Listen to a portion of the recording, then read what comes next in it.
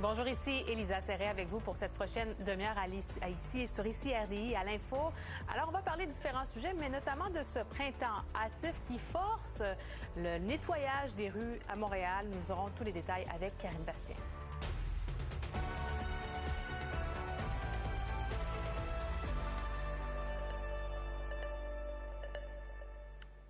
Et sans grande surprise, Nikki Haley s'est retirée. Après la pause, pour la première fois, le ministre de l'Environnement a avoué avoir délibérément... Et parlant de taux directeur, eh bien, imaginez-vous, la Banque centrale d'Égypte relève son taux directeur, lui, à un niveau record. Attachez-vous bien, 27,25 Le comité américain remet en question des études canadiennes vieilles de 20 ans. Ça, c'est sur les conséquences de l'agent orange et d'autres herbicides sur la santé des vétérans. Ce sont des produits chimiques qui ont été utilisés par l'armée américaine dans la guerre du Vietnam, mais qui ont aussi été testés à Gagetown, au Nouveau-Brunswick, autour des années 1966 et 67. Alors, Catherine, c'est l'État du Maine aux États-Unis qui pourrait demander de rouvrir le dossier.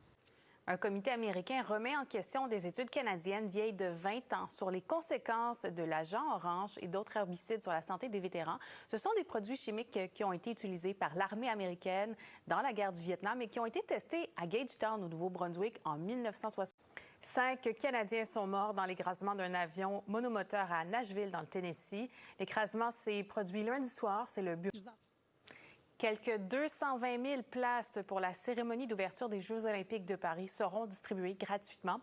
Mais il faudra d'abord avoir reçu une invitation. Les précisions d'un reportage de France 2. Bonjour, ici Élisa Serret avec vous pour la prochaine heure et demie à l'Info. Alors, ce qui va retenir certainement notre attention ce matin, c'est ce point de presse de... En Chine, maintenant, c'est près de 3 000 délégués qui sont réunis jusqu'à lundi au Palais du Peuple à Pékin. Ça, c'est pour la session annuelle de l'Assemblée nationale. C'est donc l'occasion pour le Parti communiste chinois d'annoncer les grandes orientations économiques et politiques de cette année. C'est encore une fois avec un climat de tension entre Taïwan et son allié américain. C'est surtout ça, en fait, qui a retenu l'attention. Voici le reportage de Carla Oliveira. On l'attendait, c'est ce matin que la Banque du Canada effectuait donc cette mise à jour sur son taux directeur. Et alors, j'en discute avec Olivier. Olivier, c'est donc le statu quo, là, le taux reste inchangé à 5 Oui, absolument.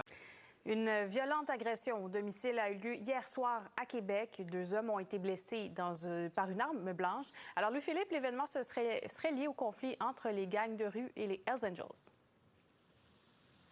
Voilà, donc c'est vers 10... Le grand nettoyage des rues de Montréal n'avait pas encore commencé hier, mais ce matin, on a vu les premiers balais mécaniques circuler. Karine, d'habitude, ça commence autour du début du mois d'avril, mais là, cette année, avec ce printemps hâtif, c'est plus tôt. Voilà, donc il y a très peu de neige, en tout cas.